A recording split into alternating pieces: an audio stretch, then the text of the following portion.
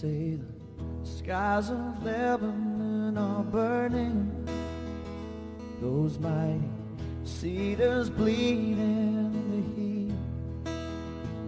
They're showing pictures on the television when men and children dying in the street. And we're still at it in our own place, still trying to reach the future through the past, still trying to carve tomorrow from a tombstone. But hey, don't listen to me, 'cause this wasn't meant to be no sad song. I've heard too much of them before. Right now I only wanna be here with you until the morning dew comes falling. Yeah. I wanna take you to the island, trace your footprints in the sand, and in the evening when the sun goes down, we'll make love to the sound of the ocean.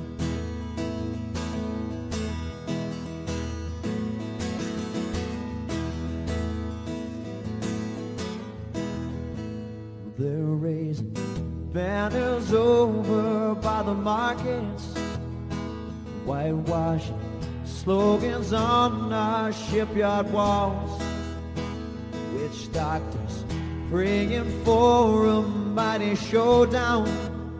There's no way our holy flag is gonna fall. Up here we sacrifice our children, warn our dreams of yesterday, and teach them dying will lead us into glory. But hey, don't listen to me, this wasn't meant to be no sad song. I've sung too much of them before.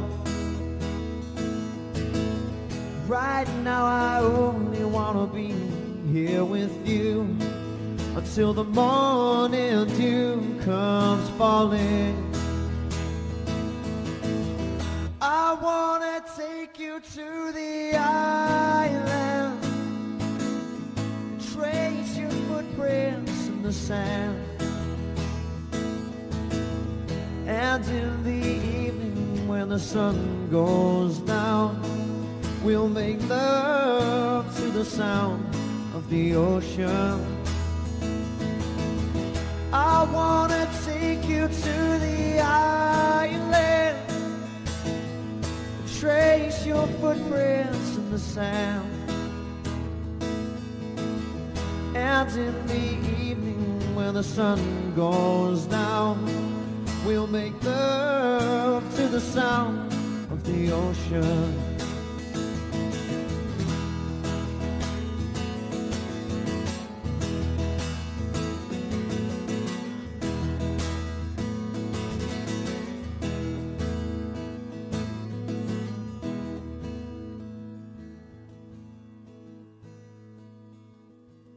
I wanna take you to the island, trace your footprints in the sand, and in the evening when there's no one around, we'll make love to the sound of the ocean. And in the evening when there's no one around, we'll make love to the sound of the ocean.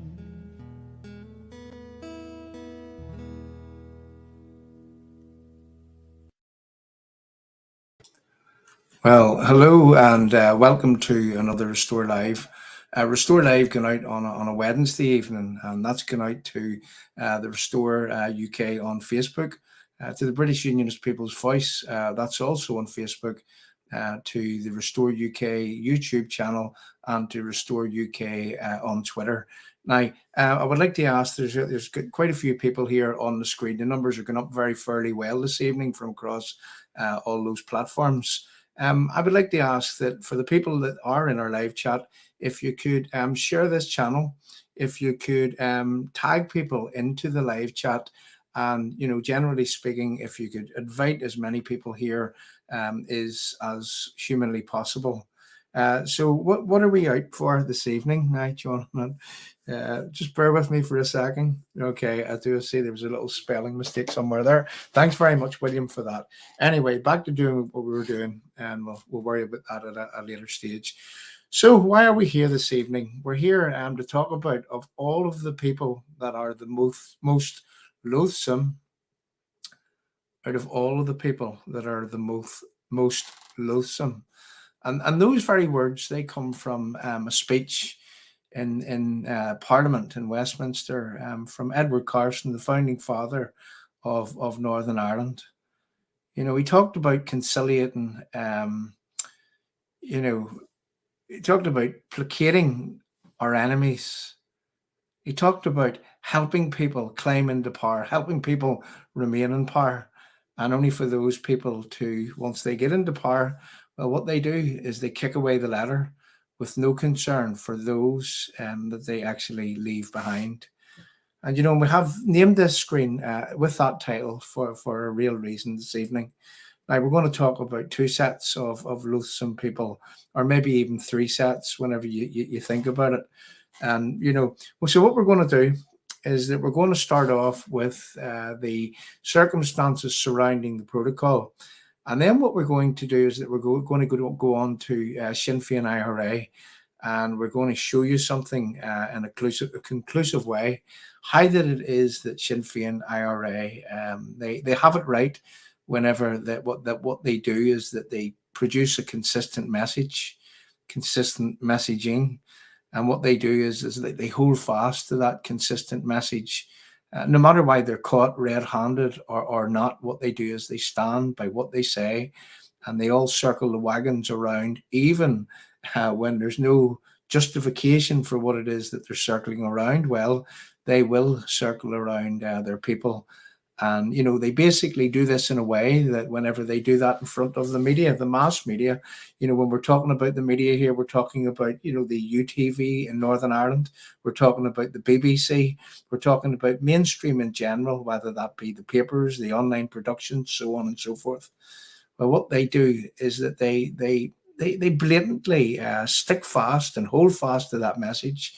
And the media are at the point with Sinn Féin where they just realise, well, what's the point in even trying to go there, because we're not going to get anything out of them. Now, by contrast, whenever you look at unionism here in Northern Ireland, they don't hold fast to the message and messaging. And what they actually do is that all unionists are going off in their own separate ways. Now, there's a reason for that. And the reason for that is it's disunity. It's the fact that, there's an old saying, when you don't know where you're going, any road will take you there. Well, right now, unionism in Northern Ireland, well, we're on what is known as any road. We don't know where we're going according to our leaders. Whenever you look at Jeffrey Donaldson there just before the election or the assembly elections in Northern Ireland, well, you see, Jeffrey would have been saying that the protocol has to go, that the democratic right of the people has to be respected. And then what happens is that, it gets into the Great Hall of Stormont along with his MLAs, and probably, in fact, most, I'm almost sure that the people that were standing behind him didn't even realize how that the messaging had changed. Whenever that he stood in that Great Hall, well, the protocol had to go before the assembly elections.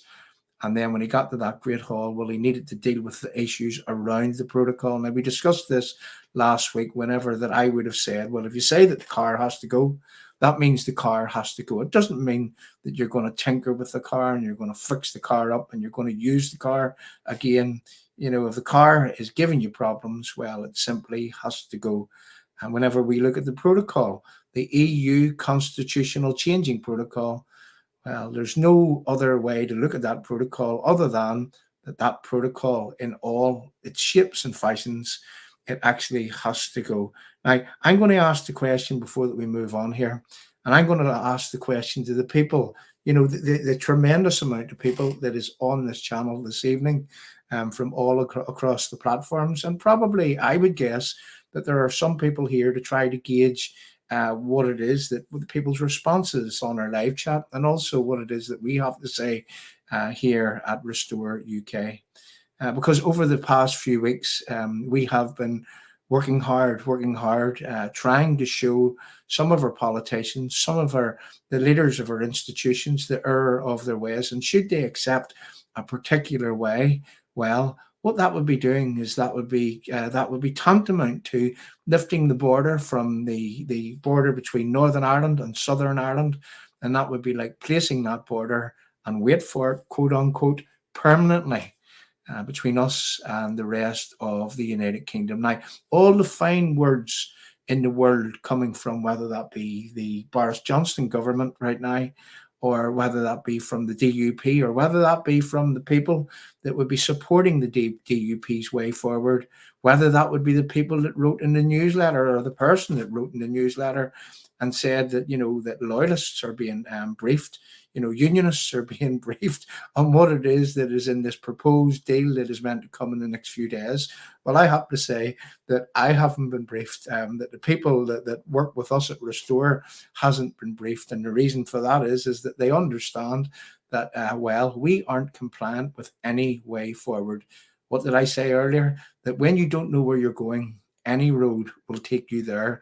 And the reality is that the people at Restore, we aren't prepared to go down any road. I mean, this is the biggest constitutional crisis that the people of Northern Ireland has ever faced, in the 100 years or 101 years of existence that we've actually existed from that day to this. And yet there are some people that are willing to accept a compromise position on our constitutional position within the United Kingdom.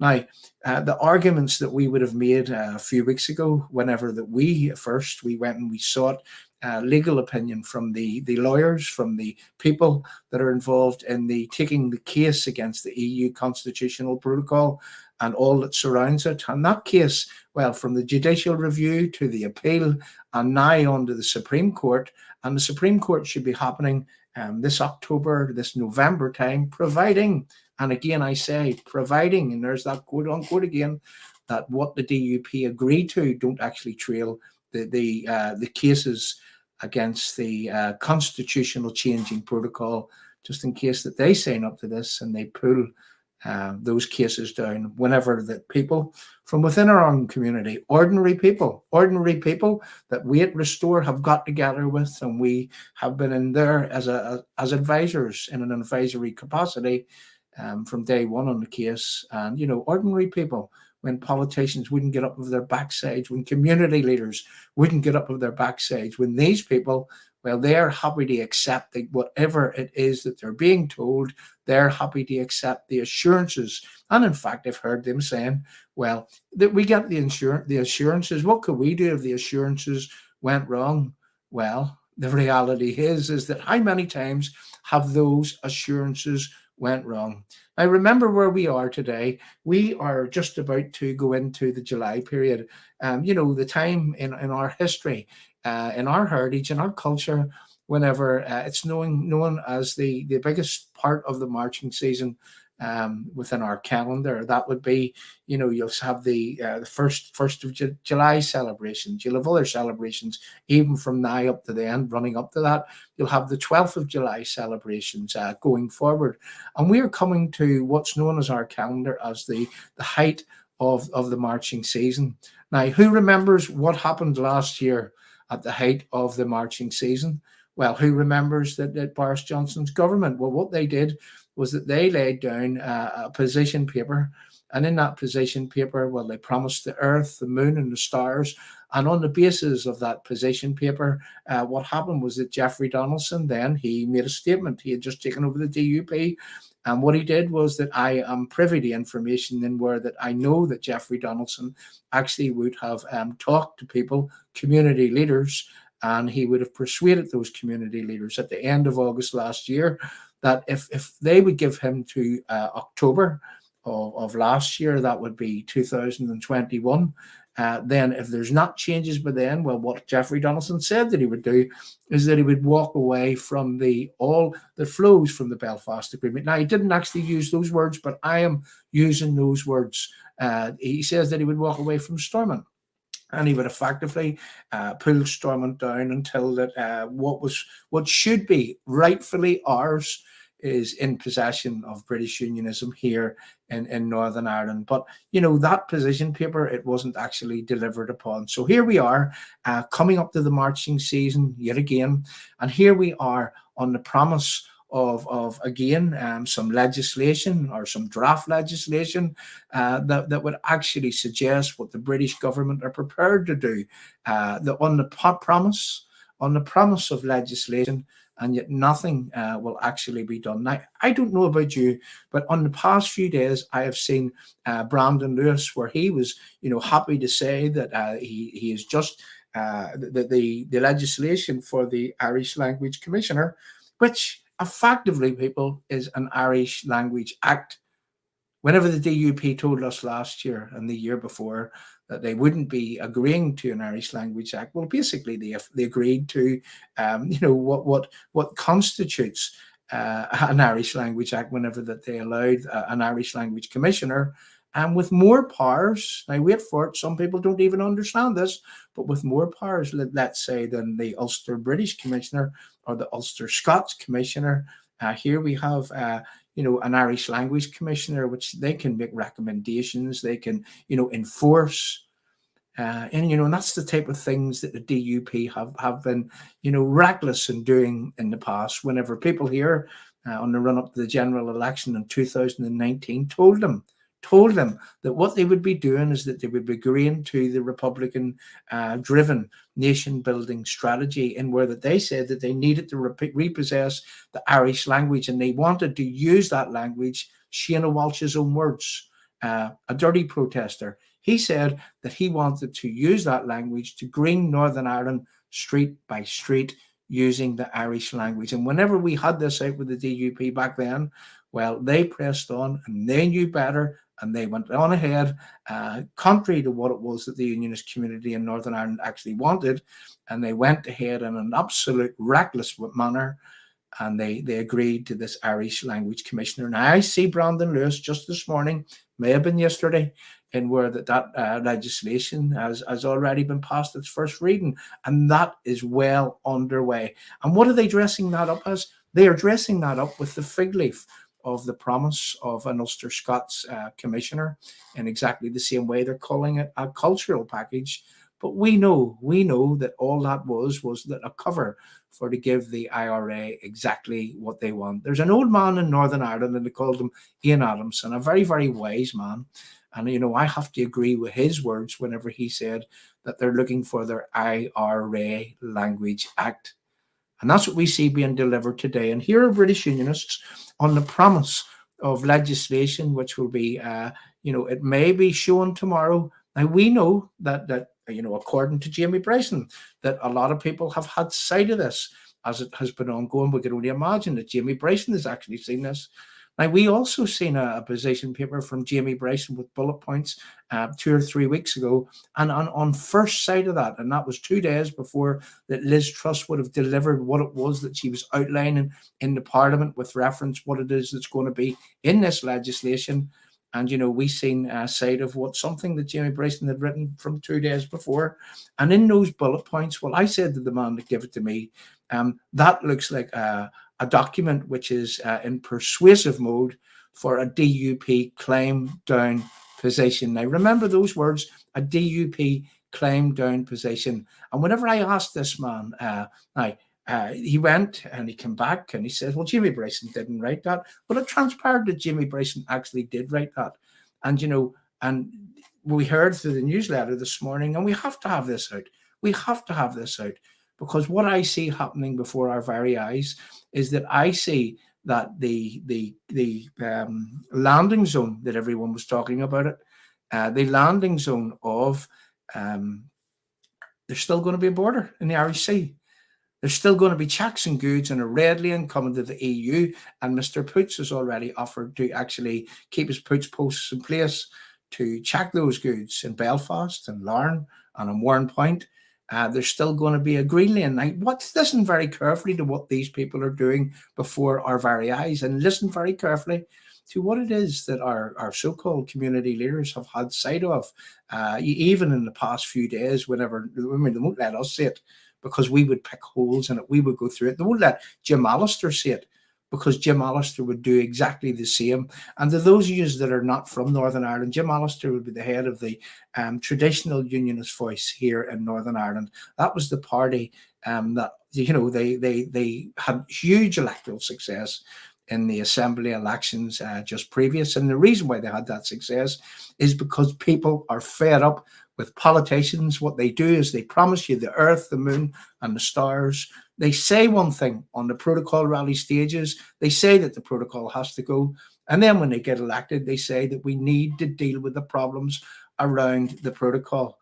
Well, what I see even today, even with what we see being leaked by way of Tracy McGee and UTV, and by way of, another RTE sort of journalists, what we see being leaked, well, looking at it, a few weeks ago, whenever that we seen this claim down position, whenever I argued that is somebody trying to persuade for the DUP a claim down position to get them off the hook that they're on, whenever Jeffrey Donaldson would have says that the protocol has to go and the democratic rights of the people has to be respected in Northern Ireland. What I seen in that document from weeks ago was, as I say, somebody persuading for the DUP claim down position. Now, what we now see is that we see that since then we went and we got legal opinion.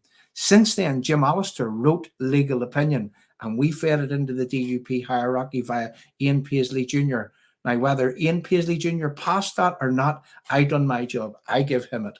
And whether that he showed them the legal opinion, well, seemingly now what seems to have happened is that there is more in what we are being offered, but not enough. It doesn't go far enough. Now, what are they offering? They're offering that, okay, they deal with the Act of the Union.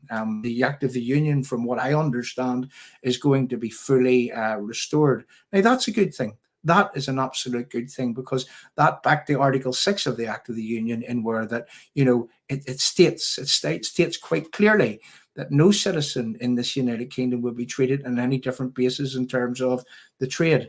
That there would be unfettered access around this United Kingdom between England, Scotland, Wales, and Northern Ireland.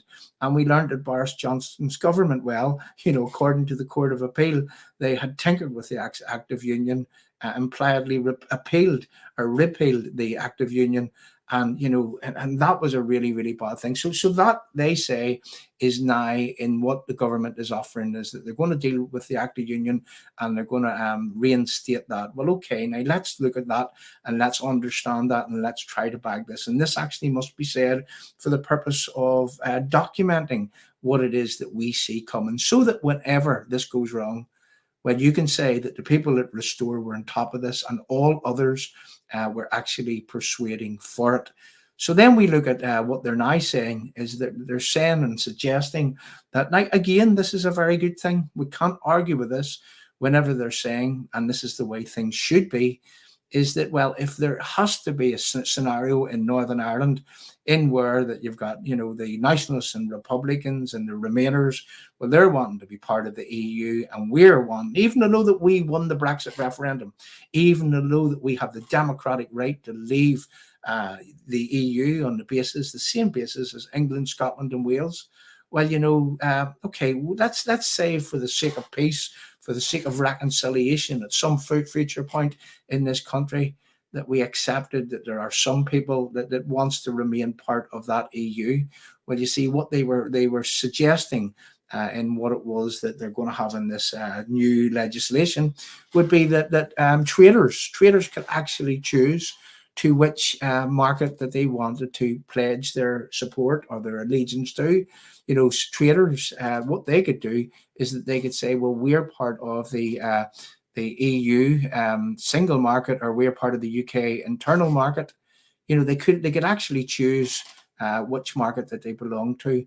And if they could fully choose, now remember and understand this fully, if they could fully choose, well, then there wouldn't be a problem. There really wouldn't be a problem. And in fact, I say, well, we'll get to the border in a few moments, but if they could fully choose, well, then that wouldn't then cause a problem. But now we see that there's all sorts of obstacles being thrown in the way.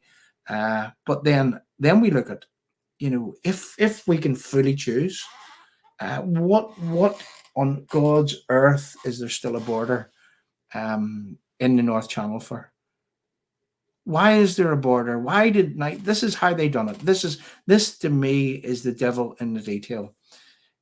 Poots on Nolan's show just 3 Wednesdays ago, Mr. Poots had said that the DUP would do the checks in Northern Ireland.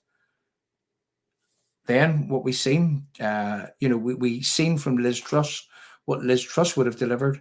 Well, she said, and this was, around the area of her exact words, she used the word enforcement, and she says that, the UK government would do enforcement on the Green Channel. Now, there's not going to be checks and goods coming to Northern Ireland. What is the need for checks, enforcement in the Green Channel if that's where the goods that are coming to Northern Ireland are coming via? So what we are actually seeing here, people, is we're seeing a lot of smoke and mirrors. We're seeing what looks and appears to the eye as okay, and you'll have heard me actually saying that. But for me, and for the people here at Restore, and I hope for you too, for me, you see, why do we have to compromise on our place within the United Kingdom? Why do we have to facilitate checks for the EU on our border, on the Irish Sea, on the North Channel, on the crossing points between the rest of the United Kingdom, being England, Scotland, and Wales to Northern Ireland? Why do we have to have those borders there? This isn't our border. This isn't our requirement. This is an EU requirement.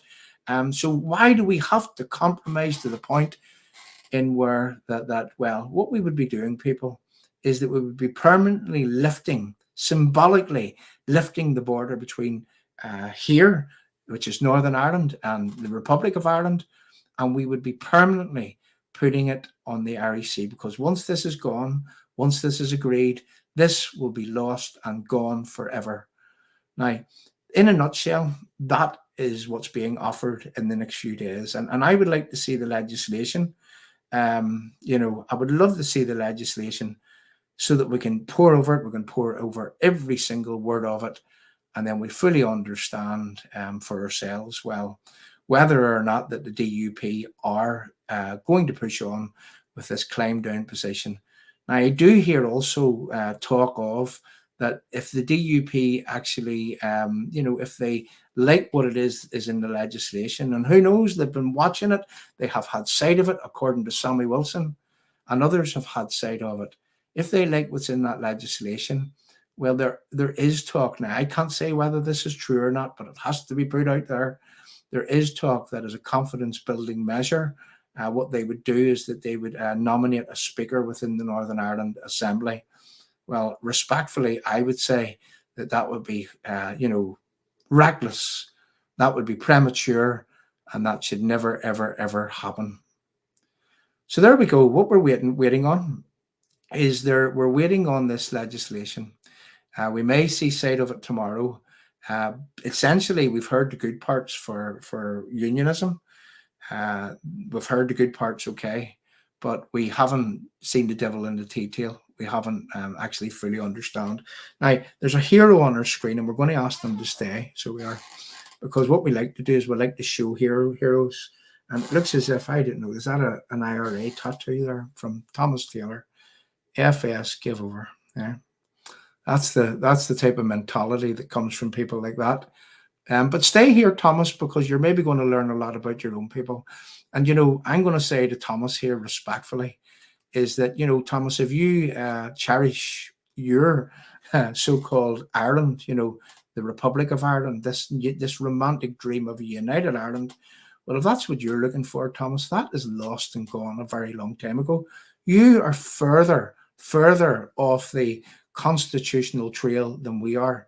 At least we are here right now fighting in a meaningful, proactive way, in a way that would defend and protect and enhance our place within the United Kingdom. Well, what did you do when your place in Ireland, your United Ireland, was being handed over? You done nothing, Thomas. In fact, Sinn Féin, what did they do? Well, they supported the EU. What they are doing is they are bluffing Republicans right now. They are bluffing so-called nationalists right now. And they're saying, well, we can't wait to be part of this so-called New Ireland. Whenever you look at it, is that what you are is in the Republic of Ireland right now is that you are a vassal of the EU. You are a rule taker. You are not a rule maker. What was it that Micheál Martin said? Didn't Micheál Martin say that that he wants nothing to do with the backward idea of sovereignty? Now, what do you not understand with reference to that, Thomas? Ireland's lost and gone a very, very long time ago. So respectfully, I say to you, sir, you give over. Don't you be telling us how to save our country. Don't you be telling us how that it is that we need to highlight things, because you done nothing whenever your country was taken away a very, very long time ago. Or maybe you don't realize that. Maybe you're still in denial. But anyway, let's take you down. But stay here, because we're gonna talk about your leaders. We're going to show you how that it is that your leaders are, well, they're pretty barefaced in their lies. And we'll do that as we go. So anyway, as we go, I like to deal with people like that man there. As we go, so to recap, we're waiting on legislation. There are a lot of people persuading for the benefits within the legislation. Now, I'm not saying that these people don't know the law, or they haven't read up on the law or whatever, but respectfully, I say how that I measure things. You see all these 7-point plans, these 5-point plans, these plans and points that these people are making. It boils down to one thing for me. After I put my vote in the box to leave the EU, this is what it boils down to me, and boils down to for me, is that I am separated from the rest of the United Kingdom. I didn't have the same democracy as which was afforded to people in England, Scotland, and Wales. I am being asked to compromise my position within the United Kingdom after having won that vote. And why? Well, I'm being asked to do that because of the threat of IRA violence. Because that there are Americans that are, not just say, too big for their boots, that they're running around in this country thinking that they own the place. Whenever this respectfully is the United Kingdom, is still part of the United Kingdom, and any unionist that wants to accept a compromise which lifts the border from between Northern Ireland and the Republic of Ireland, any unionist that wants to persuade for that, well, as in that speech from Carson, there was words in it that went something like this: when is a unionist not a unionist? When he causes disunion. I'll say that again. In a speech from Carson just over 100 years ago, when is a unionist not a unionist? When he causes disunion. And to accept that border, to accept those checks, to accept demand those checks, to accept that the British government would be enforcing those checks coming and goods coming to Northern Ireland, to accept anything like that is a compromise on your place within the United Kingdom. In effect, your leaders would be on your behalf, accepting that you're second-class citizens, accepting that you're not a full member of the United Kingdom, accepting that democracy can be denied to you, what is a politician there for? I then ask. A politician is there to serve and protect those that elect them. And if they're not doing their job, well, we need to elect people that will do that job. Now, we understand that, well, according to what Jamie Bryson had written in the newsletter earlier, according to that, well, lots of people has had sight of this, and not one of those people are actually saying that there's still a border in the North Channel, that there's still going to be enforcement on goods coming from Liz Truss in the Green Lane, and Poots is still going to be manning those borders in Larne, in Belfast, and in Warrenpoint. If that's acceptable to you as a unionist, I don't know. Maybe you that phrase from Carson would apply to you also. When is a unionist not a unionist? When you cause disunion. And effectively you are causing disunion, disharmony in terms of trade between us and the rest of the United Kingdom. Our place in the United Kingdom is worth more than trying to persuade people to compromise on their Britishness, a compromise on their as on their place as part of the United Kingdom. I don't know what you think. I don't know what you think, but respectfully, I am saying to those people, you can shove that deal where the sun doesn't shine. So moving on. So we watch, we await, and we watch very, very carefully to see what it is that these people are prepared to accept. I mean, just last week, whenever that we heard Mervyn Gibson's statement, not his speech at the Centennial Parade, I've sent Mervyn a message. I'm still awaiting an answer at this point, and I pointed out to him that that he only had 2 points that he wanted dealt with, and we'll come back next week and we'll talk about that whenever all this is done and dusted. But there were 2 points that Mervyn Gibson wanted dealt with, and that is that there was going to be no checks on goods coming from England, Scotland, and Wales to Northern Ireland, and that we wouldn't be subjected to the EU laws. Now, as I said at the start, if you were here from the start and you listened, I said that there are things that they're actually trying to deal with right now by saying that the hauliers, that the traders would have the right to suggest which market that they belong to, which market that they pledge their allegiance to. Are they being supplied from the EU market, or are they being supplied from the UK internal market? And even that, I mean, as someone that has been in business for a very, very long time, even that is disaster for this place called Northern Ireland. And why? Well, you see, you would have all those Europhiles electing to say that my goods are coming from the EU, and you would have those that are unionists saying, well, we are electing to have our goods from the United Kingdom. And if they manage to swing this is some sort of footsie in, half out scenario in where that the trade between Northern Ireland, England, Scotland, and Wales will be fully damaged, and effectively hugely damaged. I mean, have these people not thought through what it is that they're trying to do? We want a solution.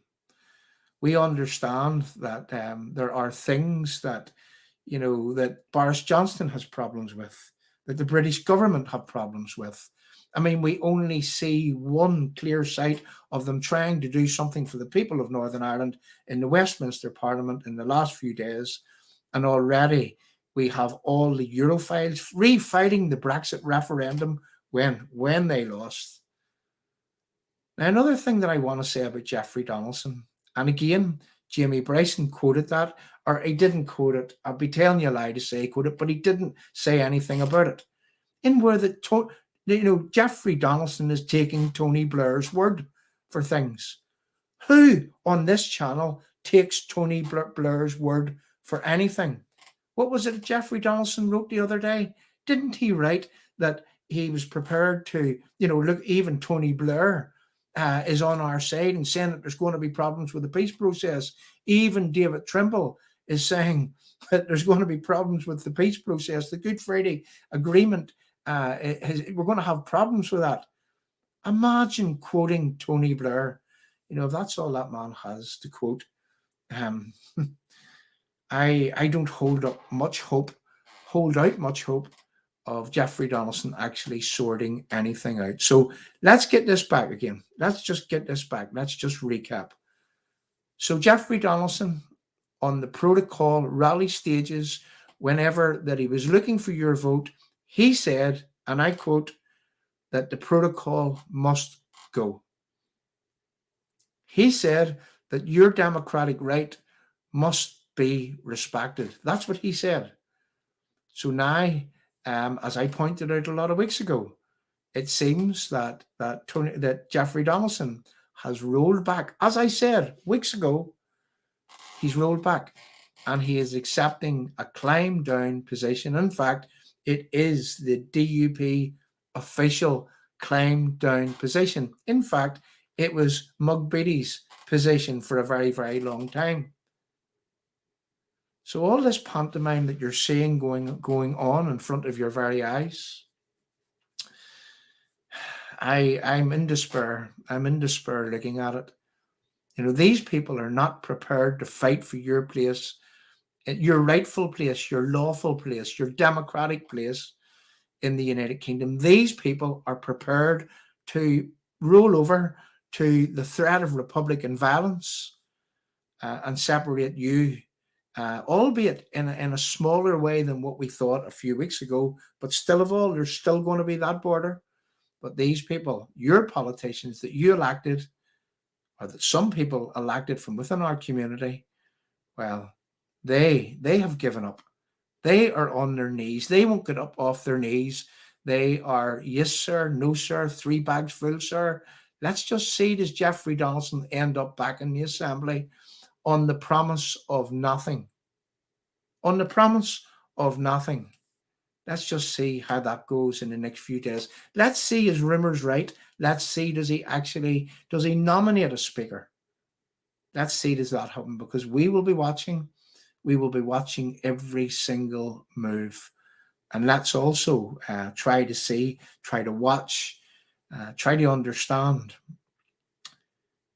Will what the DUP are doing, will that be enough to scupper the hard fought for and one place in that Supreme Court? I would rather see that all of this was sorted out. But you see, you can't compromise on your place in the United Kingdom, because if we do what we have done, let's say this is a tug of war, we have just given those that want to destroy us, we have given rope, and a huge amount of rope. And in fact, we're heavily outweighed and we're being pulled in the way of this so-called New Ireland. And seemingly our leaders, well, they don't want to do anything about it. Just before I finish on the protocol, and we'll move on. I look back at the protocol rallies around this country, and and some of us said, myself, some friends here, that what they actually are is that Jim Allister was doing things for the right reasons. He was looking to build a party. Jeffrey Donaldson, on the other hand, well, you see, he knew that they were hemorrhaging support to the TUV. 65,000 votes actually went to the TUV, and we all know that the DUP fell, roughly that amount of votes. So they were hemorrhaging support from the TUV. So they were, and sorry about that, I forgot to silence my phone. They were hemorrhaging support, DUP to the TUV, and Jeffrey Donaldson, in my honest opinion, looking back now, and I hope I'm wrong. I hope that everything that I say and have said on this screen is wrong. Because if I'm wrong, unionism is in a better place.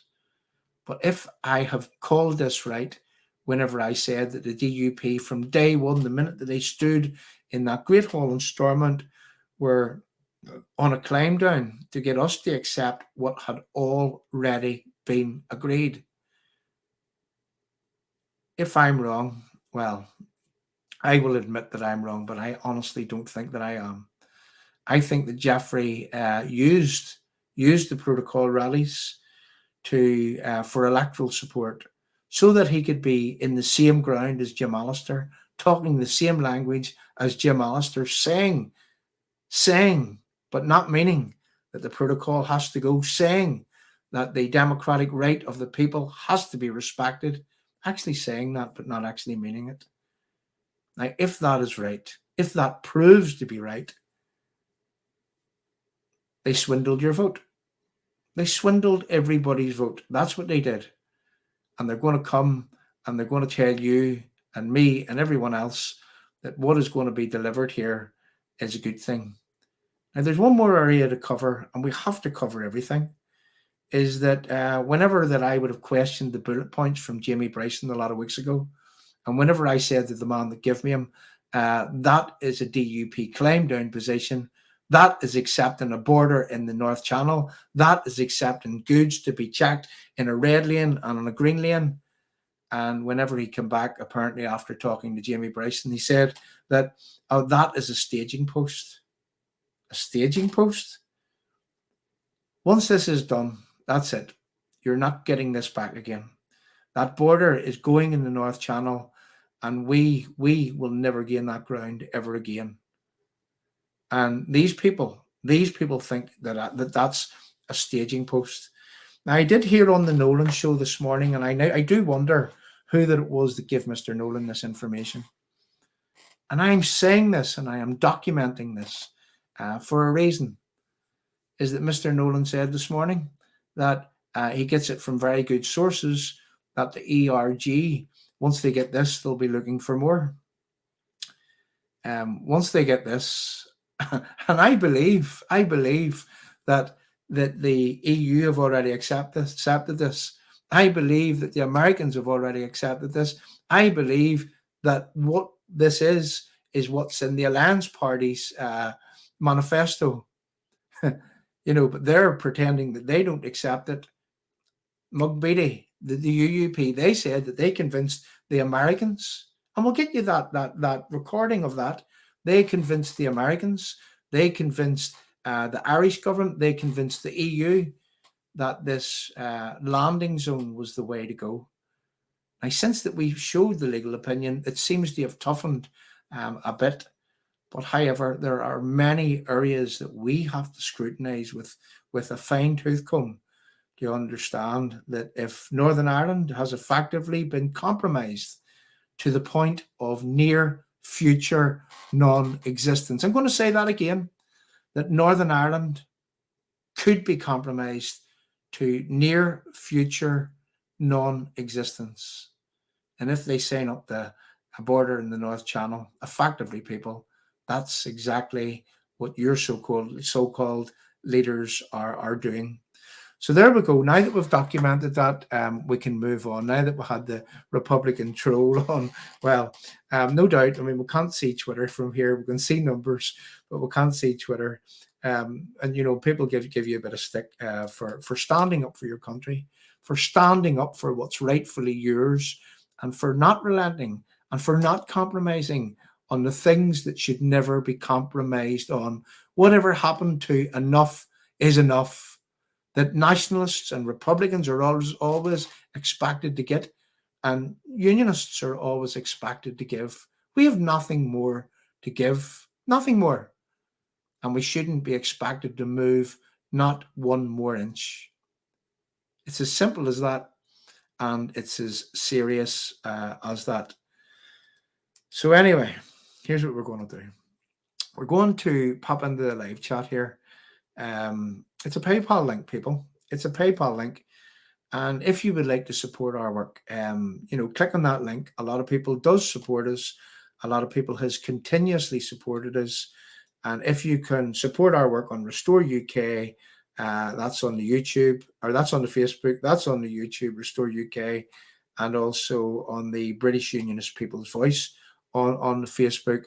And, click on that link. It's also in the title to this screen.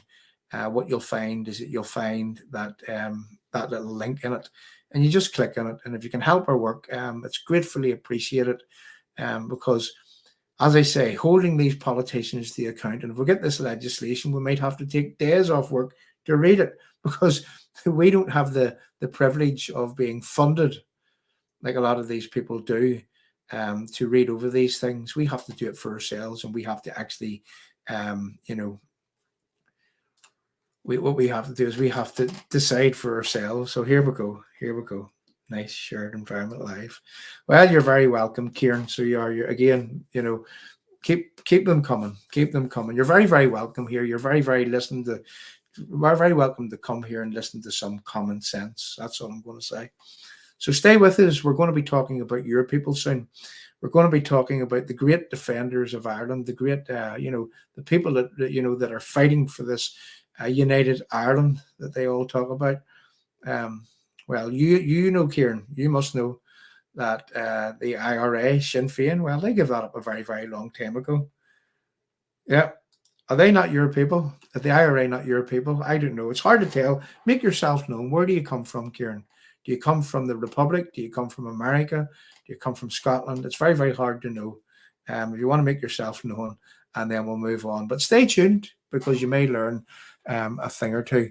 So people, as I go to move on, if you can help the PayPal link there, please do. But stay with us, because we're now going to be going and talking about the IRA, and we're going to be showing you how that it is that the northern chairman of Sinn Féin, how that it was that he had to resign his position as northern chairman of Sinn Féin, and how that same man, he was arrested for murders in Belfast in 2015, and we're going to go into a press conference from Sinn Féin, and we're going to do what we normally do. We're going to go through what it is that these people are saying, and we're going to show you the inconsistency in their waffle.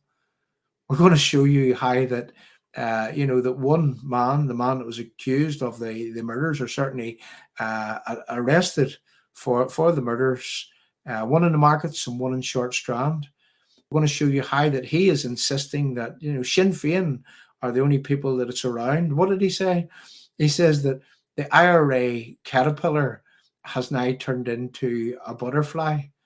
Who remembers Bobby Story getting the stick for that back then, whenever that they were all calling him a butterfly. He's now not a caterpillar. He was a butterfly.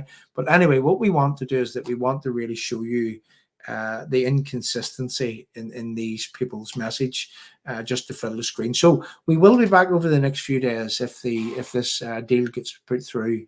If we do get say to this legislation, we will be back to scrutinize it, because we look respectfully. I am saying to the people that's on this screen and the people that comes to watch this platform again, watch this thing, watch what's happening. Be very, very careful of who you trust.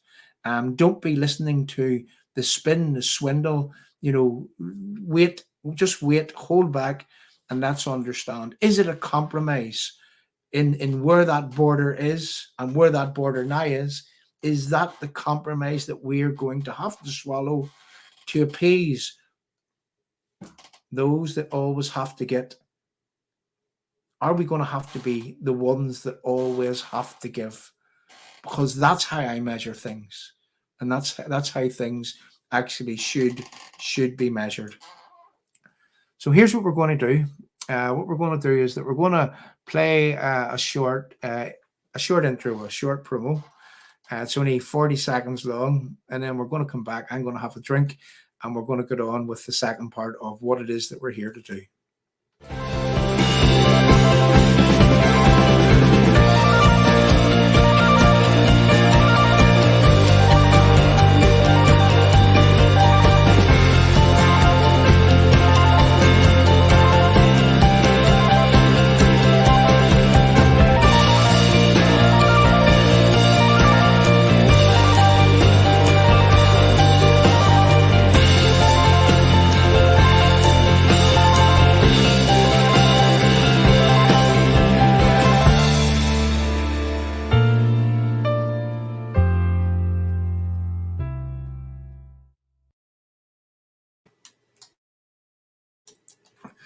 So, okay, that's us back. Right. Is everyone ready? Hold on tight, as they would say. Leave your messages in the live chat. See, can you tag people in the live chat? The numbers are very high this evening, and they've remained high. And, tag people in. What to do is share the screen. Give us a like, give us a love, give us a share.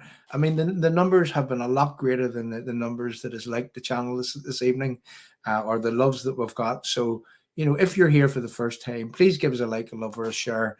And then that way, what we do is that we get to actually see that it's you, and we get to invite you to our social media platforms. So please do that. Let's see those likes and loves actually getting put up, and let's see the tagging in the live chat also happening too. So what we're going to do here is that we're going to look at how that it is that we proceed with what I want to show you today. Right, okay, so I'm going to show a few pictures first, and I'm going to be talking over these pictures whenever that it is that we put them up. Now, let me get this right. We need to get this in the right way. Okay, so now what I want to be able to do here is that I want to show you a picture, and in this picture it says something and it states something, and I want everyone to hang on to what it is that it says in this picture, and then we're going to go and we're going to look at another picture, and then we're going to go to the Sinn Féin press conference whenever that Bobby Story would have been arrested for the murder of Kevin McGuigan in the Short Strand area. Now, there were two murders around that time, one in the markets, one in Short Strand, and don't let anybody tell you that that wasn't to do with the IRA and an IRA fallout, in where the two of them actually lost their lives. And then you're going to hear the spin, the swindle, and the waffle from these charlatans that were sitting giving a press conference, and how that it is that the media actually, they sit and they listen to it and they don't actually question them on the reality. But anyway, first picture, here we go.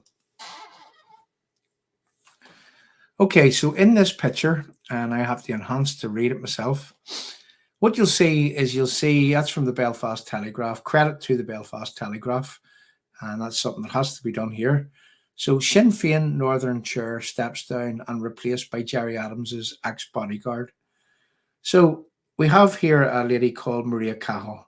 Now, Maria Cahill had accused IRA members of abusing her, raping her, and she had also been abused by the people that were actually put in charge of conducting an investigation into these people that actually had raped this young lady.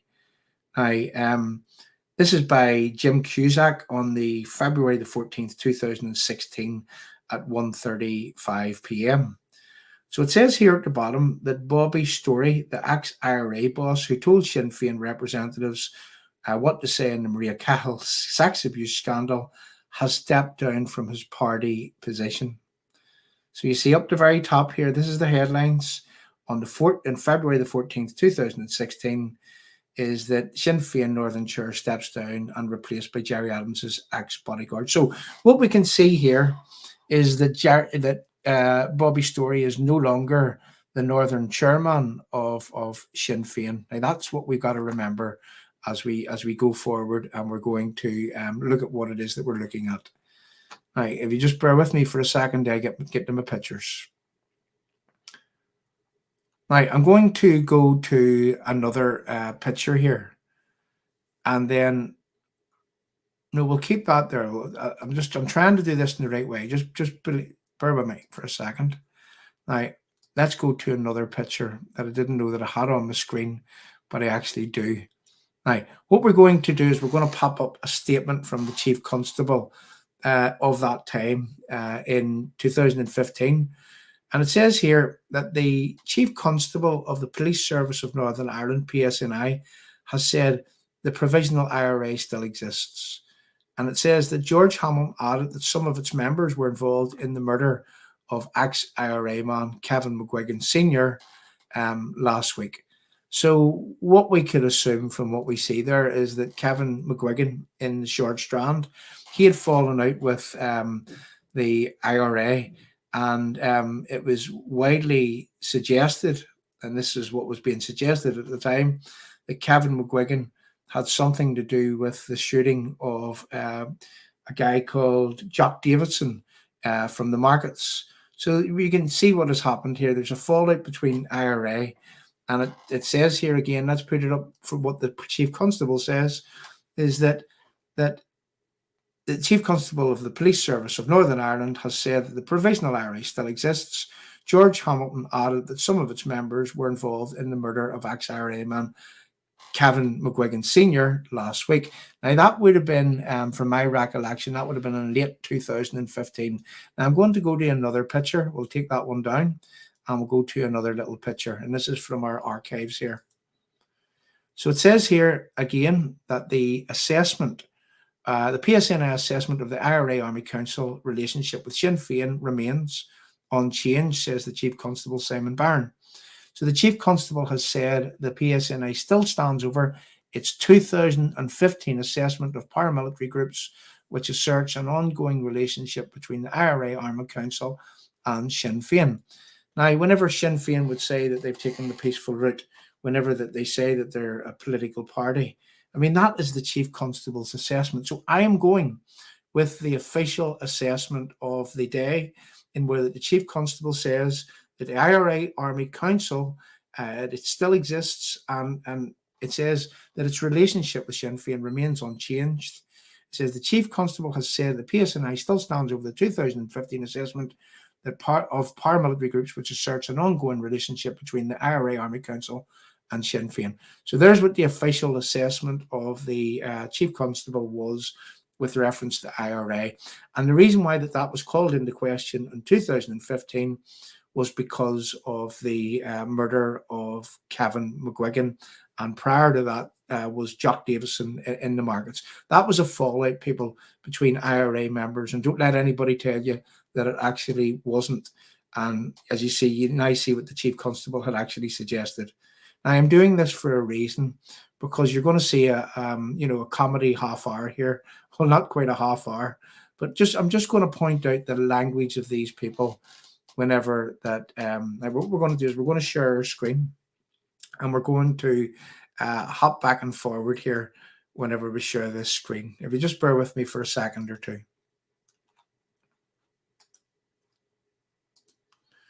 All right, here we go.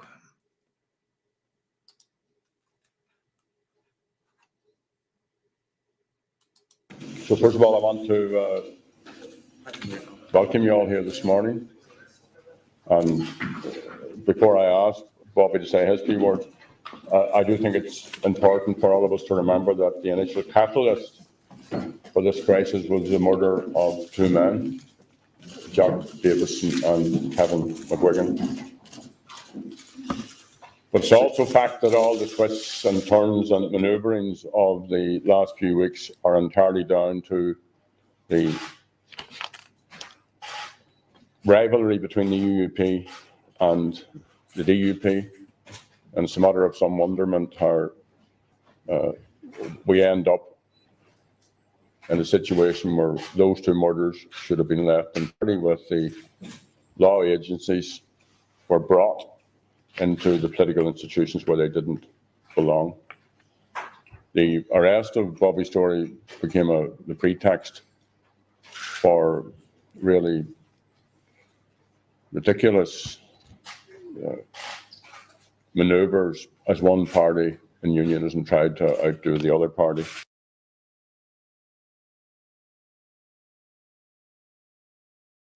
So in this, you're hearing Jerry Adams, that the IRA murdered people, that the Chief Constable's assessment was that the IRA still exists, that IRA members were involved in the murders of Kevin McGuigan and Jock Davidson, one from the markets, one from Short Strand, that these people, the organization to which Bobby Story belonged to, and the murder, he was arrested for the murder, him and another man. and they are blaming the crisis on unionism. Now, again, what I aim to point out by showing you what I'm showing you this evening is that how, once they get a message, they stick with their message, that they all repeat that message, and the media give up. They don't even bother pursuing them whenever that they know that the reality is completely different from what it is that these people are saying. So it's all to do with the unionists' fault. It's the unionists' fault. And you'll hear Bobby's story going on to say, when I let you hear this, is that he's saying that they chose specifically this date to walk out of Stormont, and the reality was that two people lost their lives. Now, what was the importance of these two people losing their lives? And this is to the people that's on our screen, from even across in England.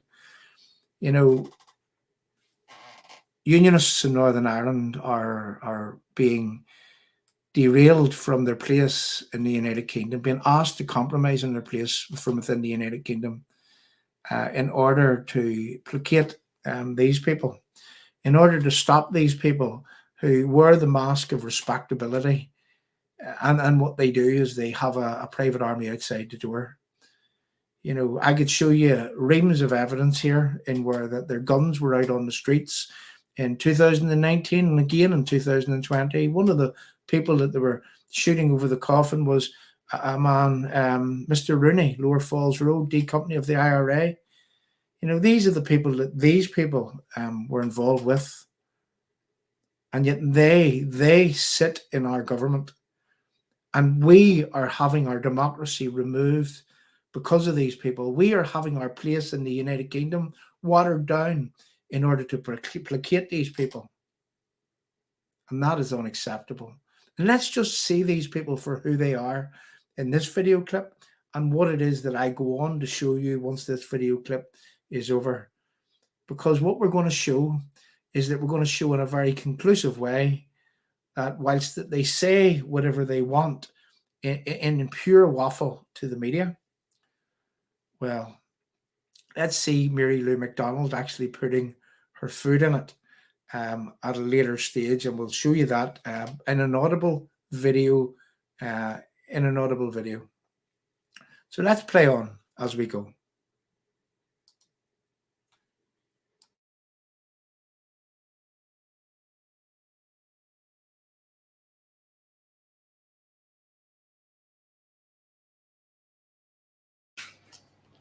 And unionism. Now, there are also other big issues in the mix, and these are big issues as well.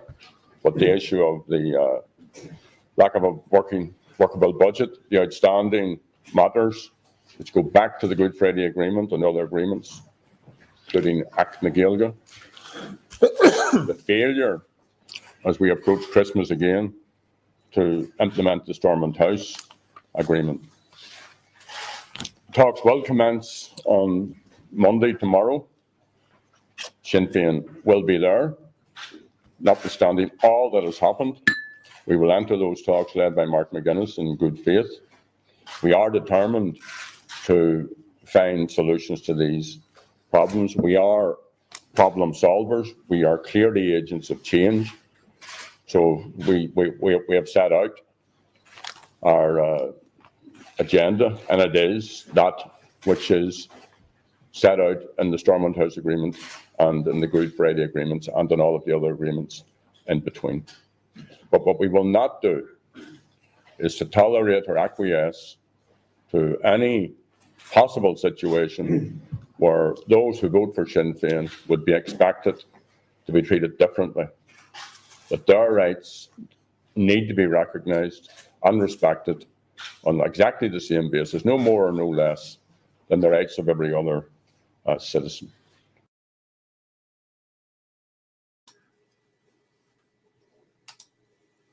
So on that point, if you just heard Mr. Adams there, whenever that he said that they will not let the people that votes for them be treated as basically second-class citizens, that their rights needs to be treated in exactly the same way as everyone else's.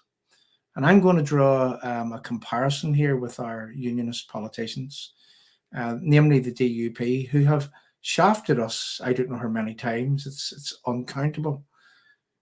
You know, it's hard to put numbers towards how many times that those people have shafted us. And if they want to argue with us with reference to that, well, we could do a full show on how many times that the DUP have told us one thing and went off and done the opposite, all because the same media that they are sitting, which they have in front of them right now, well, the DUP and unionist politicians per se, they do not want a rough ride in the media, so they do things differently. You know, these people can sit and say whatever it is that they want, and they can regurgitate it between them, you know, each and every one of them. And the media largely don't even question them on the questions, using questions that should be asked. And it's because the media understand that, well, what's the point? Because they're not going to move their position. All you're going to do is that you're going to upset them, and they might not invite them the next time.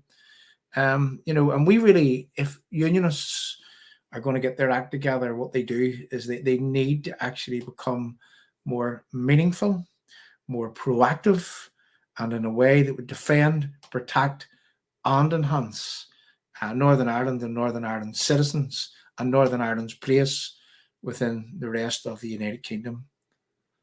So again, we're going to go and we're going to listen to some of this, and we might have to skip forward a bit because we want to hear Bobby talking about the, you know, he gives a bit of a statement as to why that it wasn't him, and then he goes into telling them that, you know, that Sinn Féin are the people and the IRA doesn't exist, and this is the time when he said that the IRA snail has turned into a butterfly and it's gone away.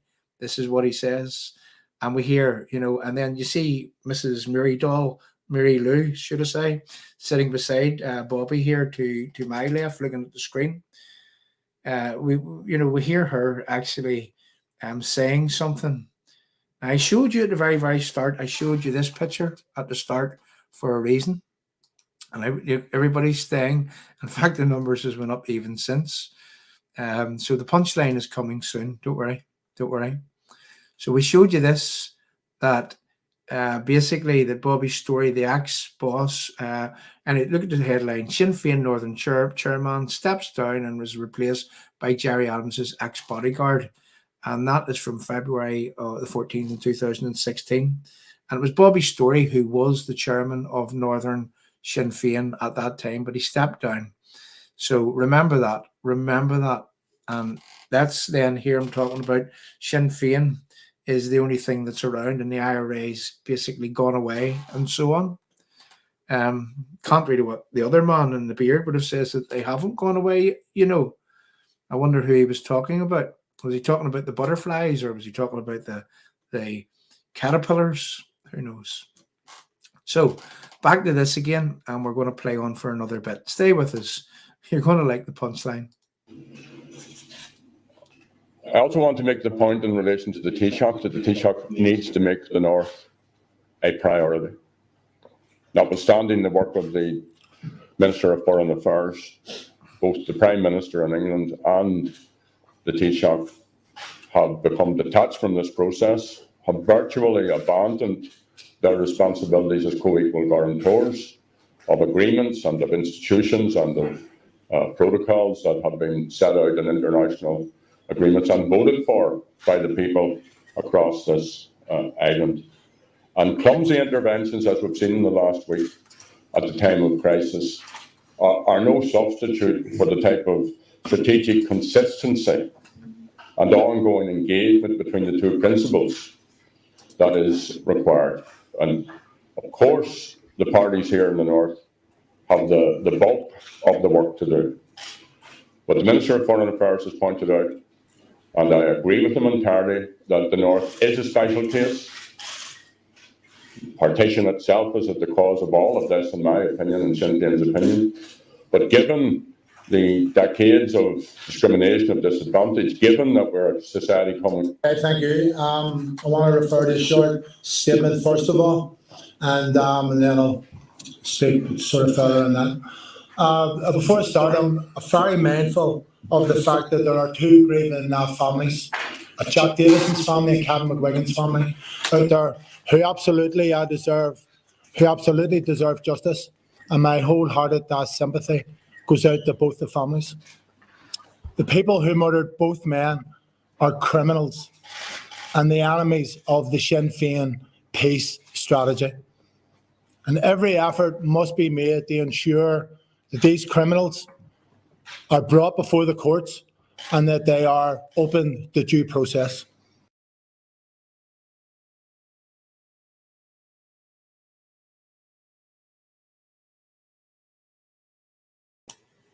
So the criminals, the people that murdered Jack Davison and Kevin McGuigan, they're criminals. Now, let's go back and look at the police official line from that day in where that, now, remember this, and remember this, good and proper. Since the Belfast appeasement process began in 1998, there is no circumstances, I'm saying quote unquote, absolutely no circumstances in where that Chief Constable of the PSNI would go on a solo run and would suggest in an open way that the IRA murdered those two people. The same IRA conglomerate that would be associated with the Sinn Féin Stormont group. There's no way in this world would a Chief Constable of the PSNI go on a solo run and actually say something if it wasn't true. I remember a statement from what happened that day. Let's look again. The Chief Constable of the Police Service of Northern Ireland, PSNI, has said the provisional IRA still exists, that George Hamilton added that some of its members were involved in the murder of ex-IRA man Kevin McGuigan Sr. last week. And he went on to say again that the PSNI assessment of the, and this was at a later stage, the PSNI assessment of the IRA Army Council relationship with Sinn Féin remains unchanged, says Chief Constable Simon Byrne. The Chief Constable has said that the PSNI still stands over the 2015 assessment, and that was from the guy, this guy here, George Hamilton. So even Simon Byrne was still standing over that assessment in later years whenever that he took over the reins of the PSNI. So let's now play on, and we wanted to actually just draw your attention to the criminals. You know, they're telling this to the media that the people that done this were criminals, that they, you know, it's everybody's fault. It's the DUP's fault. It's the UUP's fault. It's, you know, it's the securocrats. It's the, you know, the agents. It's everybody but them. It's everybody but the organization that they represent. It is everybody but the organization that Mary Lou McDonald, that she glorifies. And I can say this without fear of any liable courts, because I would just love Mary Lou McDonald to take me to a liable court. What was it that she said about them people? We will never let them be criminalized. That's what she said.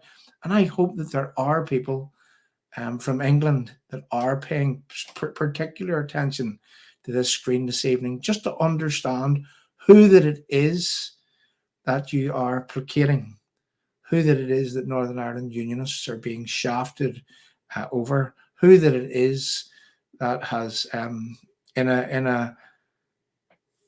a way, threatened violence again should anything actually go wrong in terms of the protocol. Should there be a border, they say, between Northern Ireland and the Republic of Ireland? So let's just now play on. I repeat again the call of my party leaders and party colleagues that anybody who has any information about the guilty parties, the murderers who carried out these killings, should go to the PSNI. The only way to deal with such murders on our streets is through the criminal justice system. I absolutely reject the attempts of the Unionist parties to cynically use these murders and my wrongful detention to threaten the political institutions. As the 6th County Chair of Sinn Féin, I have contributed to the development of Sinn Féin policy in support of an accountable police service and of working political institutions. My commitment to that remains resolute, and neither I nor Sinn Féin will be deterred by the actions of criminals. The PSNI had no basis for arresting me on any grounds. At no time during my detention did the police present a shred of evidence, a shred of intelligence, which in either my opinion or in the opinion of my legal representative warranted my arrest. Questions must be asked also about the timing, not only the nature of my wrongful arrest. I will be raising these matters through the accountability mechanisms that thankfully my party and I and others worked hard in the past to put in place. I have also instructed my legal representative, John Finucane, to take legal proceedings against the Chief Constable. I also want to make a couple of points about the media coverage and the political fallout arising out of my arrest. My party and I have been subjected to trial by media, by sections of the media. The presumption of innocence was set aside, and accusations and allegations against me were carried on the media as if they were fact, as if they had a basis in fact. And it appears that sort of for some journalists, a briefing from anonymous figures within the PSNI or the British Security Services is to be taken as a fact. After 40 years of clear evidence of censorship, media manipulation, dirty tricks, collusion, the use of agents and informers, and the murder of citizens, the willingness of some within the media to set aside due process is unacceptable. The behaviour of the Unionist parties who... Is it now the media's fault? So it was Unionist fault. It was the collusion, security forces' fault. It was the DUP's fault. It was the UUP's fault. People lost their lives. Now, I remember the same man, he resigned from his Northern Sinn Féin chairman role. And I showed you the date that he resigned from that. But we're going to let you hear Mary Lou McDonald letting the cat out of the bag very, very shortly. And it only takes one or two little words to be able to allow the people to understand how that it is that they're sitting in front of the media. They're blaming everyone. They're blaming the media. It's now the media's fault. And, you know, are some in the media, are they threatened by this terrorist organization? Are they threatened by the guns that they see out on the streets in 2019, 2020? Are they threatened by the criminal gang that is attached to the people that are in Stormont? Are they threatened? Are the media threatened? Do they feel threatened? Do they not want to speak out against these people? You know, there are a lot of questions to be asked with reference to this criminal gang. Let's play on for another moment or two, and then we're going to get to the punchline. We have to very, very soon. You have cynically used my arrest to pull down the political institutions have been nothing short of a disgrace. They have succeeded only in holding the political process to ransom and providing encouragement to the dissident elements and also to the criminals who murdered Jack Davison and Kevin McGuigan. Neither I, and certainly Sinn Féin, will allow criminals to win. I will continue to play a constructive role in the time ahead in defending the peace process against the actions of those who seek to drag us back to the past. Thank you. Okay, folks, so what are yourselves now? I don't know what to say there. But anyway, look, you just generally heard the thing. And then it goes on to talk about, and you hear Martin McGuinness and whatnot talking, and he blames the securocrats and everybody. And they're blaming everybody but themselves. And they won't let the criminals to drag us back to the past. But here's the lesson to be learned here, and what you just see is that there's a consistent message that they sit there, and it doesn't matter what the people in the media would ask them. It doesn't matter how many times they have to go on to, shows and in the media, that you just see it. They just stick by what it is that they said, no matter what waffle that it is, no matter about how much of an all manner of waffle that it is, they stick by what they were saying. And people are fed up listening to them. And I think in a lot of ways they get what they want, because that the how volatile they actually are. Now remember, Sinn Féin's the way forward. He was helping in the peace process, and he supports the police and all of that, and he won't let the criminals bring him back to the past. Look, we could go on, and later on he says that the IRA butterfly, or the IRA caterpillar, has turned into a butterfly. It has flown away. That's what he said.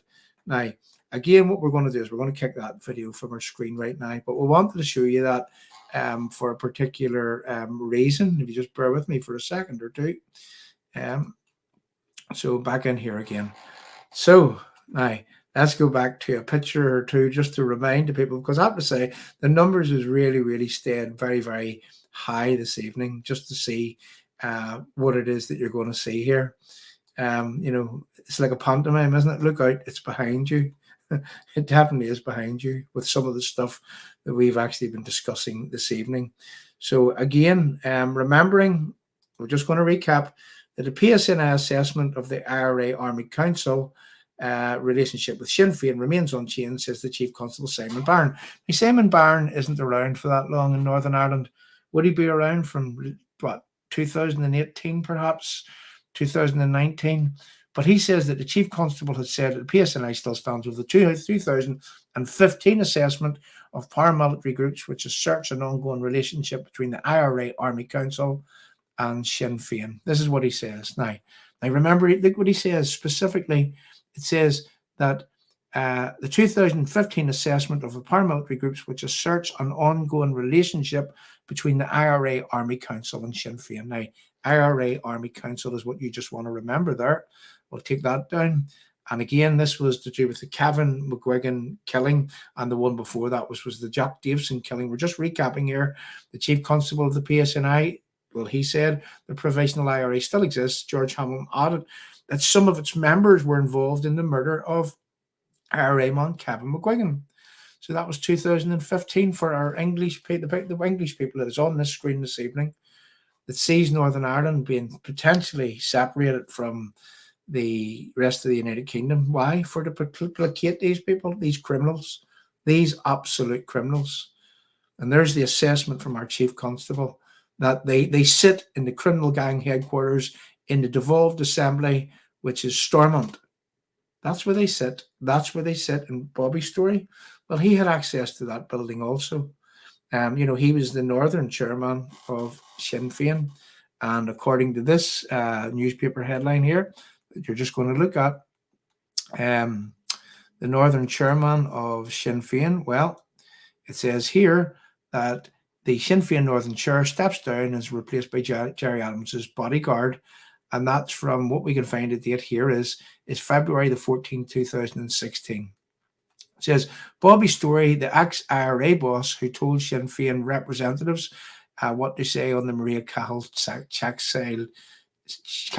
abuse scandal, has stepped down from his party position. So he stepped down from Northern Chairman. Now remember, if he has stepped down from Northern Chairman, I'm going to ask the question. I'm going to play a video here, and I'm going to ask you to ask the question. So he wasn't Sinn Féin chairman anymore. And Mary Lou MacDonald, remember, is the leader of Sinn Féin at that point. Michelle O'Neill is the leader in Northern Ireland. Now listen to what Mary Lou MacDonald has to say. We're broken-hearted, saying a farewell to our leader. What did she just say there? We're here, we're saying a broken-hearted farewell to our leader. Is that what she said? Now, remember, Mary Lou MacDonald is the leader of Sinn Féin. Gerry Adams stepped down from the leadership of Sinn Féin. Michelle O'Neill is the northern leader of Sinn Féin. But what was Mary Lou McDonald saying at Bobby Story's funeral? Let's play that again. We're here, we're broken-hearted, saying a farewell to our leader.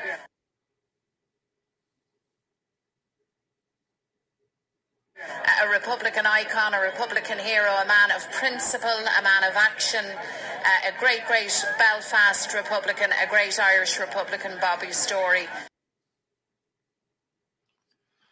Let's just play that again so that we didn't get that wrong. A man of action, yeah. Well, according to the Chief Constable, I mean, he was arrested for the murder of Kevin McGuigan in the markets in 2015. And I just showed you the comedy half hour, all the waffle, all the spin, you know, that Sinn Féin exists and the IRA doesn't exist. And the IRA, you didn't get to that part, but the IRA were caterpillars and they've flown off and they're butterflies. And, you know, he resigned from being the chairman. And I showed you that again. Let me just show you that again, just for the recap and for documentary purpose.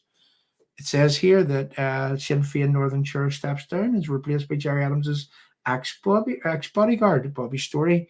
He stepped down, and that's a document or a newspaper from the Belfast Telegraph in 2016. So now Bobby Story was then, let's get into this right. So Bobby Story was buried when, let's get this. So it says here, Bobby Story funeral, how the police investigated unfolded. So this was from the 30th of March 2021, but it goes on to say that a large number of mourners turned out for the Bobby Story funeral, the funeral of senior IRA figure Bobby Story on the 30th of June. So the funeral wasn't until the 30th of June in 2020, yet he stood down from the Sinn Féin chairman, in Sinn Féin Northern chairman in 2016. And there's Mary McDonald quoting Bobby Story as her leader, our leader. Is that what she said? But yet she's the leader. And they all tell you that Sinn Féin are the only people that it's around. That's what they say. So there you go, people. There you go. I don't know. I think that's pretty conclusive, even if I do say so myself. Let's just play that one more time. And then we'll talk to the live chat and we'll really say our goodbyes and play us out with a few songs. We're here, we're broken-hearted, saying a farewell to our leader.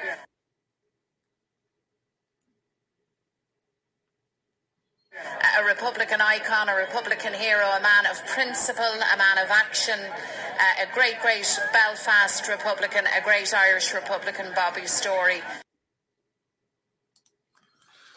So there you go. It was goodbye to the leader in 2021. Yeah.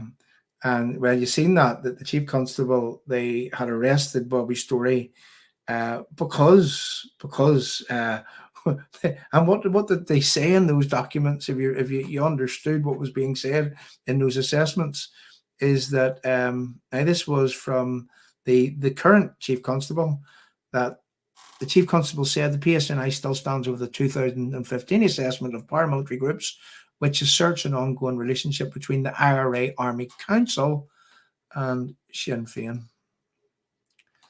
So there we go. We have IRA Army Council men that has sat in Stormont along with Sinn Féin. We have IRA Army Council men, in fact the leader, as according to Mary Lou McDonald, sitting in Stormont along with Sinn Féin, telling people in Northern Ireland what they can and cannot do, making rules and regulations when we're referring to the Bobby Story funeral, and not actually abiding by those regulations. In fact, they do what they want, when they want, how they want. They had guns out on the street in 2019, then again in 2020. You know, these people are holding this country to ransom. These people are using their privileged positions from within Stormont to absolutely destroy this country. And I'm now going to finish by saying, on the Bobby Story thing that I've just showed you there, but why would any self-respecting unionist want to get back to Stormont under such circumstances? Doesn't there need to be a level playing field? Doesn't justice have to be seen to be done? Shouldn't everybody be subject to and equal under the same law? Should we be held to ransom by a party with a terrorist army attached? They're all serious questions, and serious questions for the so-called leaders of unionism whenever they think about signing up to a deal which separates, which permanently lifts the border between Northern Ireland and the Republic of Ireland and places it in Larne, in Belfast, and in Warrenpoint, separating the people of Northern Ireland from their brothers and sisters in the rest of the United Kingdom. I'm going to say this, that any border that exists between me and England and Scotland and Wales is not something, respectfully, that I would be accepting. Leave your messages in the live chat if you actually feel the same way. So we'll be watching the DUP like a hawk. We'll be watching the Orange Order like a hawk also, to see what their leaders are saying with reference. Is there 2 issues that they need dealt with, or is there 10 issues, or is there only one issue? The protocol must go. Anything less than the protocol being gone, anything less than the democratic right of the people of Northern Ireland being respected under that Brexit referendum result, anything less than that being respected, I say respectfully, is a compromise on your place within the United Kingdom. Thanks very much for coming along. We nearly didn't make it this evening. For reasons being that, I was on my way up the Portaferry Road, and it took me, I think, two odd hours to get around something. Now, I seen it this morning also. There must have been, I seen their ambulance and stuff, but I haven't heard any reports on the news. I'm going to say that there must have been a serious accident on the Portaferry Road, and it had been there from early this morning. And I seen it again probably about 6 o'clock this evening. So if anyone knows what has happened there, just you could leave a message in the live chat. But listen, people, thanks very much for coming along. Thank you for supporting Restore UK. I hope that you found this evening's stream interesting, if nothing else. You know, again, to recap on the protocol issues is that, since the last time that we got sight of the bullet points, and the bullet points I would have said where it was a DUP claim down position, and it was being presented by Jamie Bryson, and he was arguing for the benefits in this claim down position. But you know, Jamie, if you're listening, you can't compromise. You can't compromise on where the border exists right now. You can't compromise by lifting that border and by permanently placing it between us and the rest of the United Kingdom. You cannot compromise if there are red lanes and green lanes being checked by push posts in Larne and Belfast and in Warrenpoint. You cannot compromise on green lanes with goods coming to Northern Ireland being subjected to checks by, they say, the British government with oversight by the EU. We have nothing left to compromise. What was it you says on the protocol rally stages? Enough is enough. Well, again, I'm going to finish by saying enough is enough then, when you said it. Enough is still enough today. Enough will be enough tomorrow. And enough will always be enough when it means compromising our position from within the United Kingdom. Thanks very much, people, for coming along. And yeah, we'll watch them like a hawk. We won't be deterred. We won't be afraid to say the things that we have to say. We won't be afraid to tackle people that we have to tackle from within our own community. We won't be afraid to point out when they're getting things wrong. We won't be afraid to tell people respectfully that have they taken leave of their senses.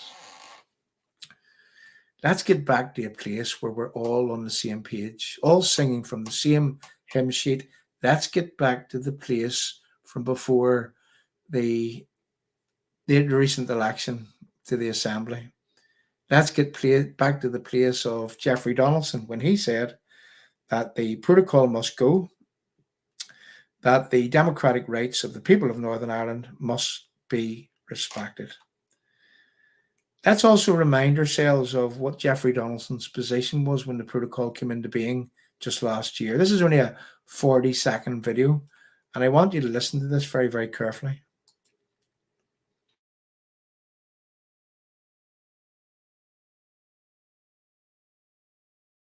Well, in the end, customs checks doesn't mean that you change the constitutional status of a part of the United Kingdom. That's not going to happen. Already we're seeing the political parties and business leaders coming together to see how we actually exploit the opportunities that may arise from this situation, not only to ensure we have full access to the UK market, but we've also got access to the EU market. Jeffrey Donaldson, from pondering just when the protocol was put in place, he says that checks in the REC doesn't mean that there's constitutional change, and we must exploit the benefits within the protocol. That's what he wanted to do last year, until we collectively, people like us at Restore, people from all around this country, told them respectfully, have you taken leave of your senses? So from pondering to protest on those protocol rally stages when he was saying that the democratic right of the people must be respected, that the protocol must go. And that's again, once more, let's remind you of what Jeffrey was saying on those protocol rally stages. If you just bear with me for a second. You got to excuse me, people. I'm looking for a video. I think I changed the hard drive, so just bear with me. I'm using external hard drives for this here, but we'll get it. We'll get it. If you just bear with me for a second. Yeah, so let's just recap on what it was that Jeffrey was saying. Where is he? Where is he? Just bear with me for a second as I look for this.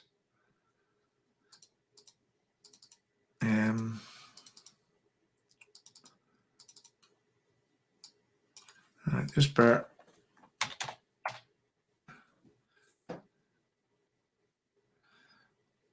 No, I can't find it. I changed the hard drive. Please accept my apologies. But anyway, you get the gist. That's what he says, that the protocol must go. So from accepting the protocol last year, which he did there, and I showed you, and he says that it doesn't mean customs checks that we're constitutionally changed. And he says we'll have to exploit the benefits within the protocol. Then he came onto the protocol rally stages to get himself elected. And some people helped him. Whenever that he would have said, when he was trying to get himself elected, that the protocol has to go, that the democratic right has to be respected. Then he got into the Great Hall of Stormont and he said that we need to deal with the issues around the protocol.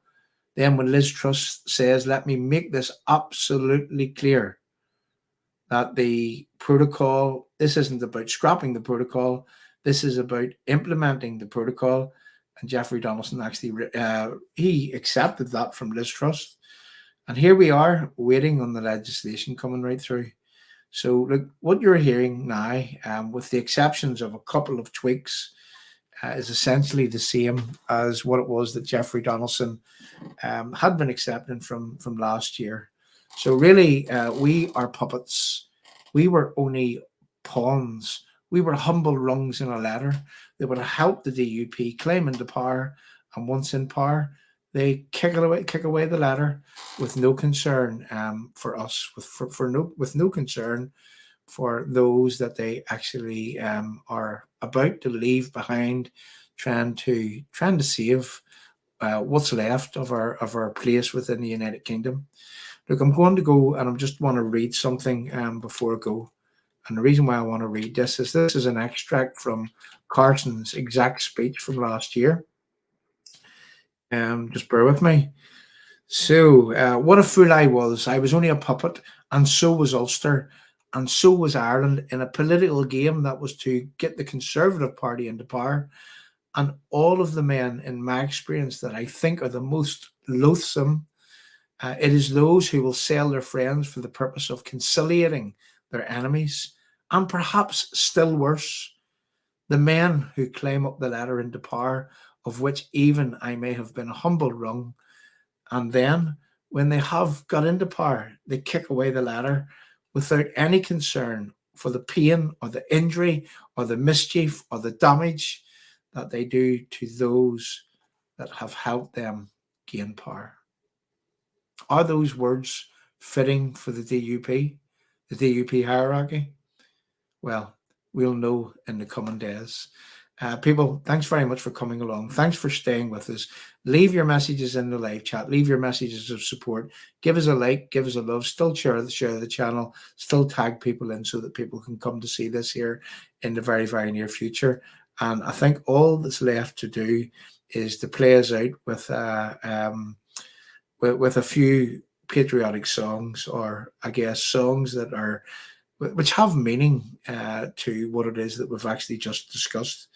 So one of the things that I will say before we go on to play a patriotic song is don't dream it's over. When the world comes in to drive a wedge between us, and that's exactly what's happening, don't dream it's over. So playing us out with Don't Dream It's Over. And if you look at the graphics on this video, then we'll go on to a patriotic song. And I'll see you all again soon. Maybe back again tomorrow evening, maybe back, no, not be back on Friday. But if anything happens tomorrow, we'll come back for, I guess, an outline of what it is that we see in front of our very eyes. I mean, if we can get this legislation tomorrow with someone ready to read it and outline what it is that he sees in it, and then what we'll do is I just don't have the time tomorrow, and then we'll go over the details that he has outlined, and we'll come on to Restore tomorrow evening to talk about it. Thanks very much for staying with us. Good night, people. Once again, Restore UK, anything less is a compromise, and another appeasement in a long line of appeasements to the likes of Mary Lou McDonald's leader and the likes of, well, people that surrounded those very same people. Good night.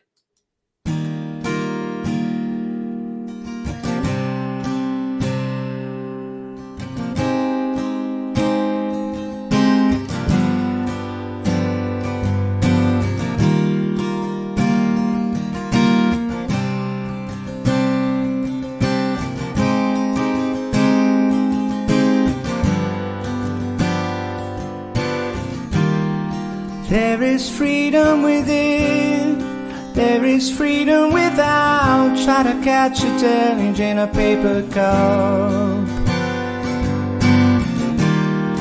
There's a battle ahead, many battles are lost, but you never see the end of the road while you're traveling with me. Hey now, don't dream it's over.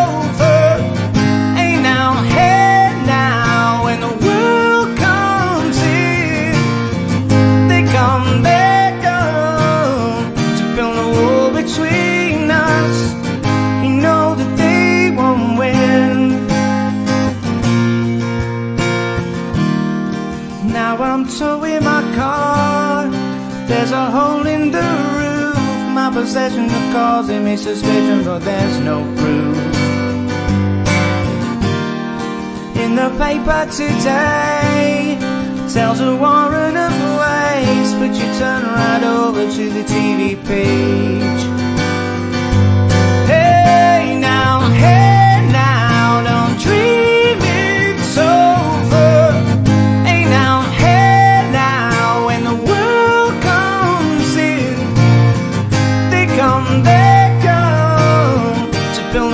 Between us, you know that they won't win.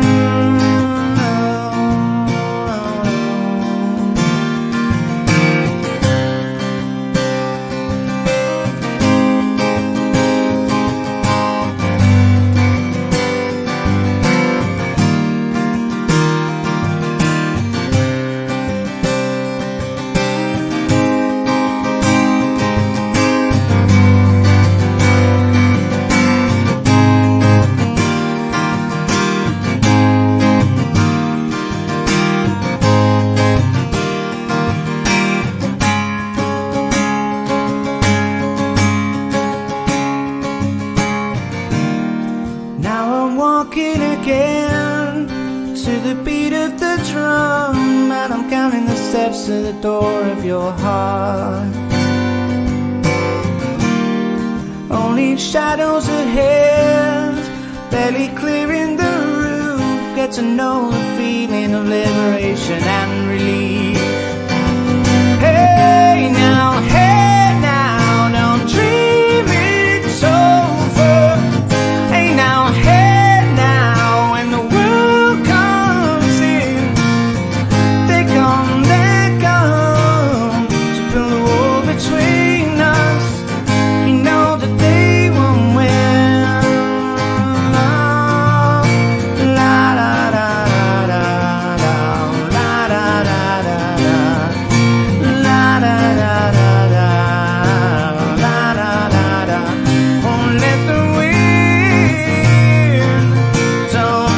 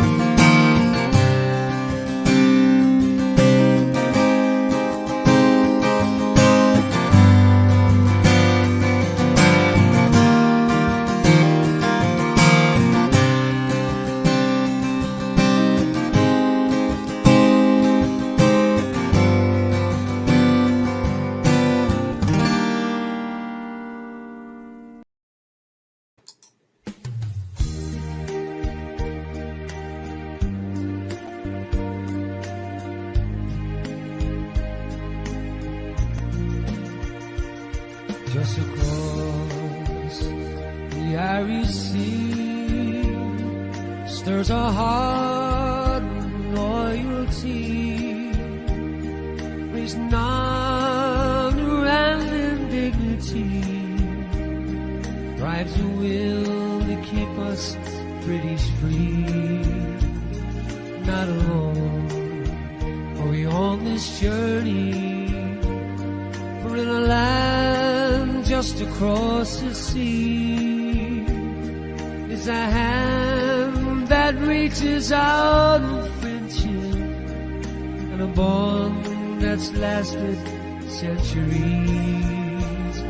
And its hands cross the water, reaching out for you and me, for Queen Ulster and for Scotland, help to keep our loyal people free.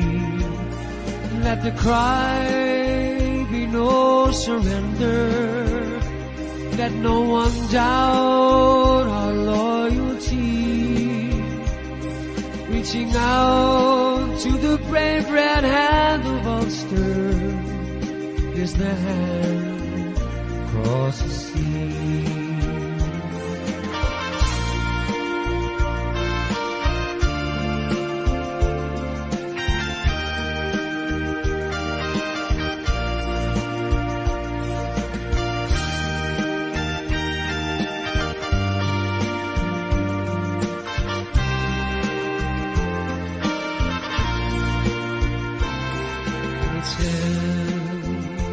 Cross the water, reaching out for you and me,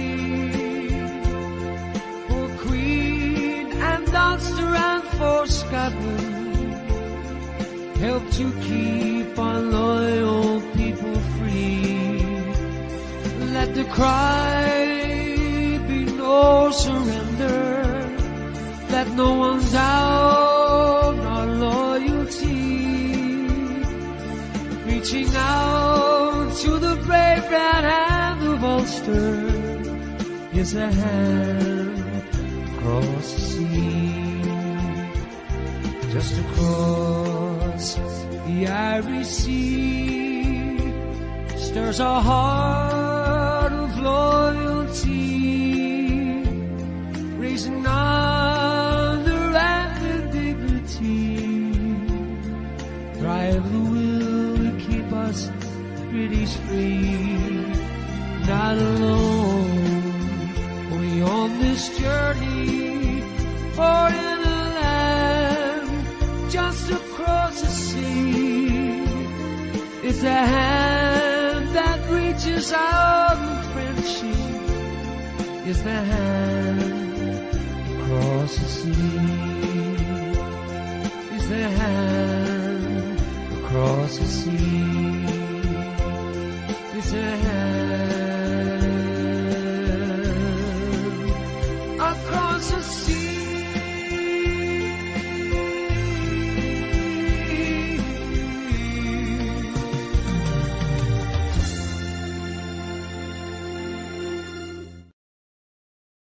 We didn't join Europe to be swallowed up in some bureaucratic conglomerate where it's Euro this and Euro that, and forget about being British. We're British, and we're proud of it. Proud of our traditions, proud of our national character,